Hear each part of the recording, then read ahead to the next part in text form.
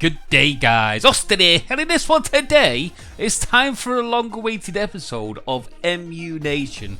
And in this one, there is a huge breakthrough and gossip to do with RetroArch, one of the best emulators that are out there. Now, to do with that, Dolphin has just entered the arena. Dolphin and RetroArch have become one. So without further ado, let's see what's been going on and what else is hitting RetroArch. Get in!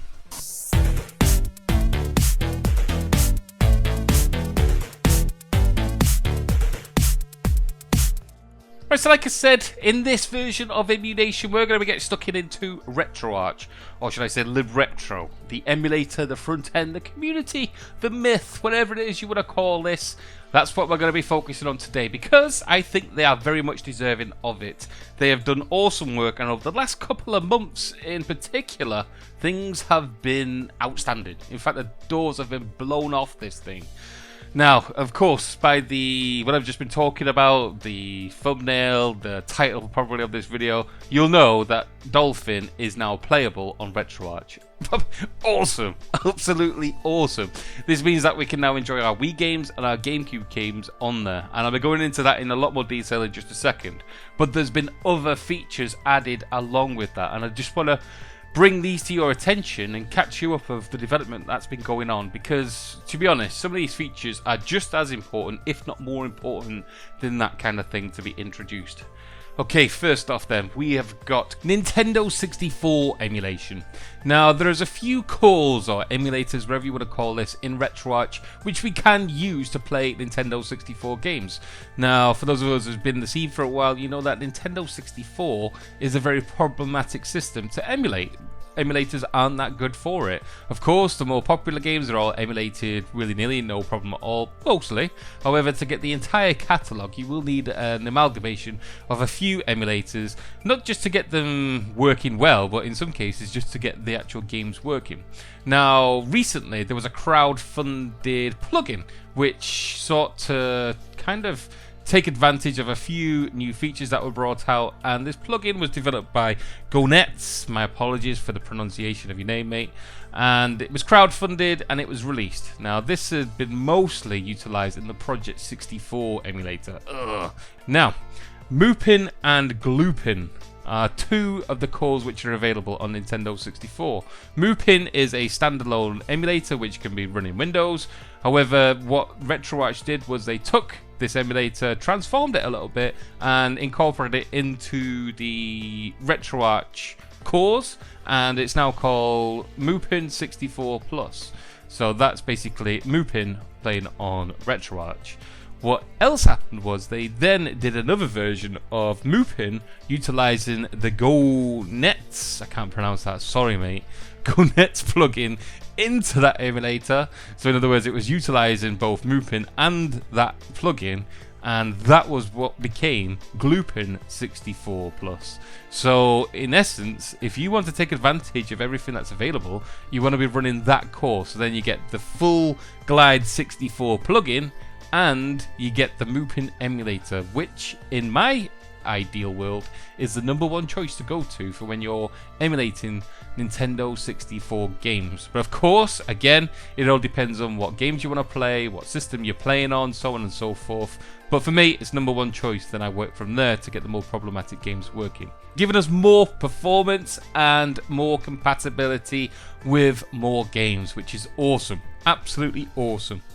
Okay, elsewhere we have got Netplay. Now, Netplay has been on the RetroArch setup for some time. In fact, it was probably there since day zero. I can't remember that far back. But what it means is that basically you can play any of the games which utilize more than one player.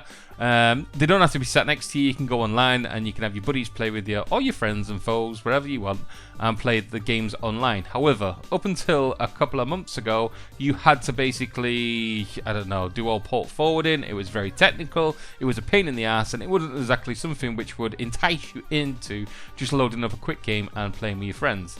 What they've now done is streamlined this. They've used, let's say, a new setup. They've kind of got it so it's a lot more simplified. The initial setup can be a little bit of a pain in the ass, but once it's all done, then it's just a simple case of clicking a few buttons and you can be up and running with your friends. Now, I'll do a video showing you how to set all this up. I've also got a few ideas which may even simplify this further. I don't know. I'll have to experiment a little better. But for now, that's all good news all round. At least it's a lot simplified, it's a lot more reliable, and yeah, now Netplay is good rather than okay. Another couple of features that were added then is 7-zip and configurations per game. So 7-zip, as it says in the tin, is like a compression tool. It's now stated that it can play any game which is 7-zipped from the actual file. Now, again, I haven't managed to get my hands on this and do much experimenting due to me redecorating my room and getting all this set up.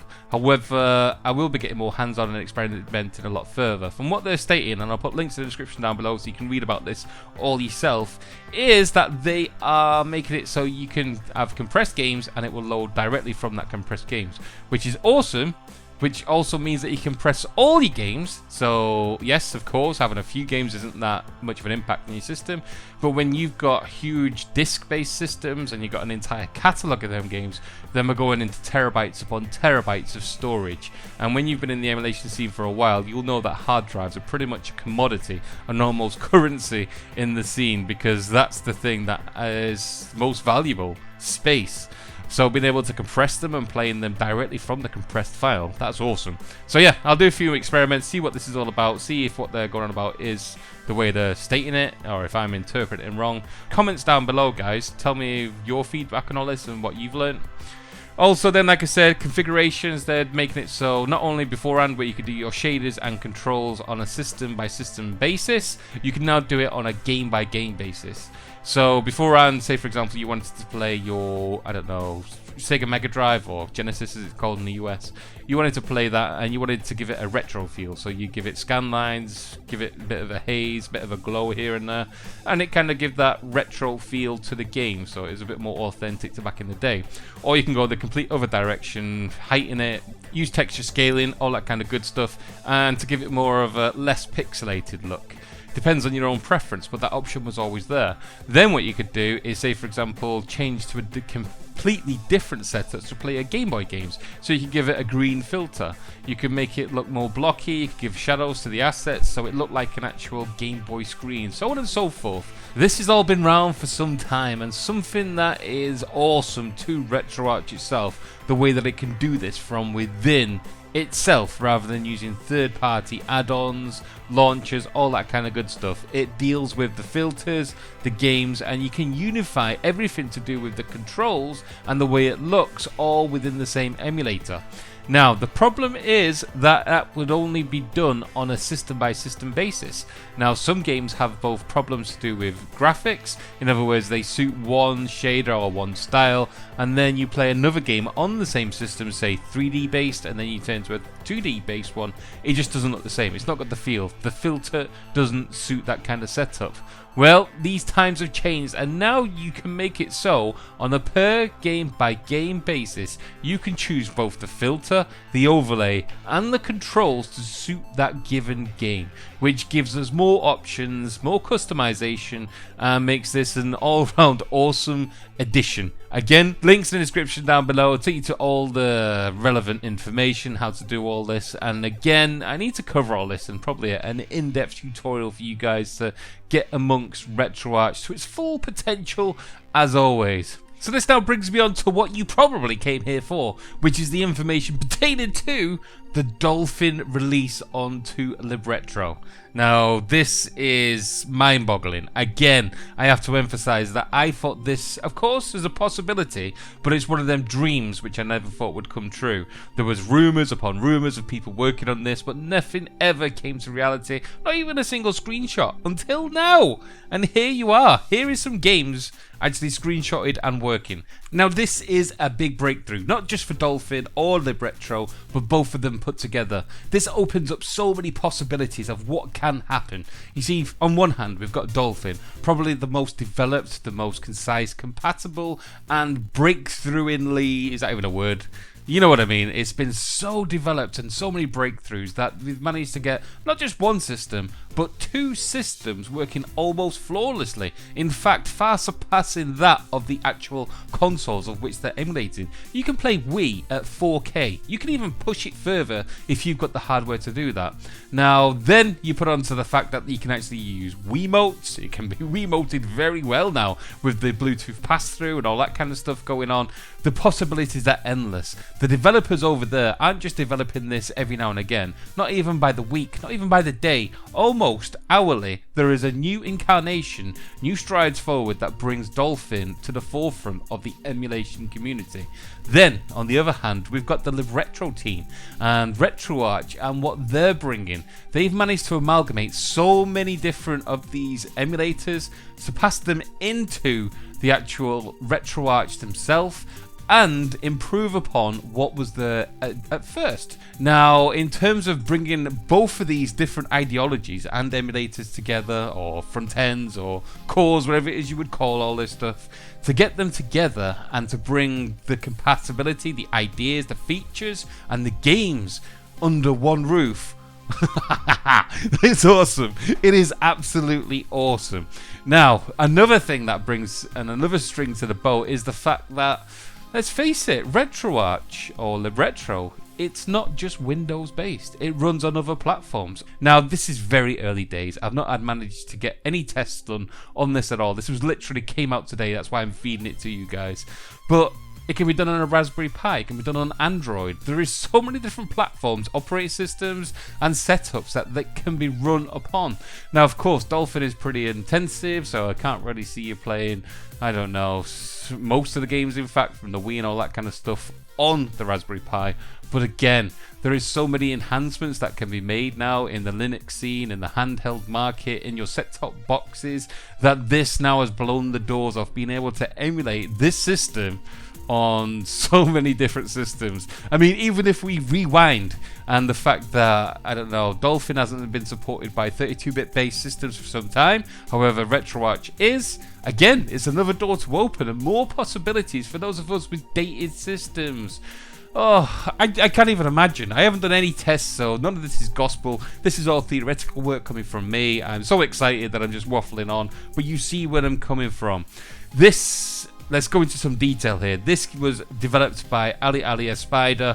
Again, mate, I should go to pronunciation school. I've probably just, I don't know, bastardized your name there, but that's who did it. I'll put links in the description down below.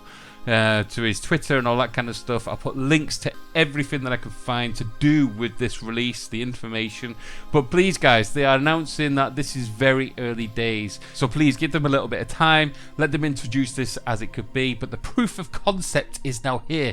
Possibilities are now knocking on the door, and this has now been made public. I cannot thank the Libretro team enough. I cannot thank Ali Spider, or however you pronounce your name, sorry mate. I cannot thank Dolphin for all their years of development and being able to bring something like this over from there. I mean, I'm not saying it's their choice, but the actual emulator there to start with. All round, this is good news across the scene, across the board. This is groundbreaking. This is a big day for emulation, the scene, and retro gaming in general. There's a little tear in my eye right now. Looking back and even amalgamating the points that I brought to you today, could you imagine where we get up to the stage where Super Smash Bros. Is fully playable, fully frames per second, looking absolutely gorgeous on RetroArch. Then we incorporate the actual usability of that Netplay so you can just smash games multiplayer on the internet without any hassle whatsoever, without going through forums, IPs, chats, all that kind of stuff.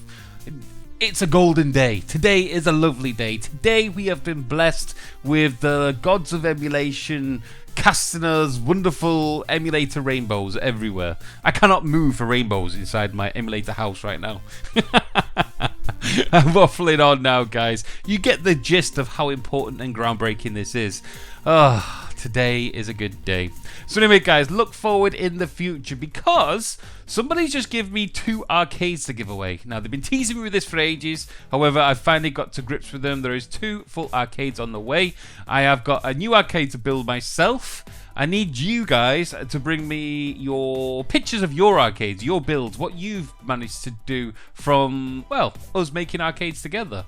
And then I will be releasing them to the public in terms of a new video as I'm building mine like I always do, show off yours, do some showcases, all that kind of good stuff. So if you want to be involved in that, send me some pictures.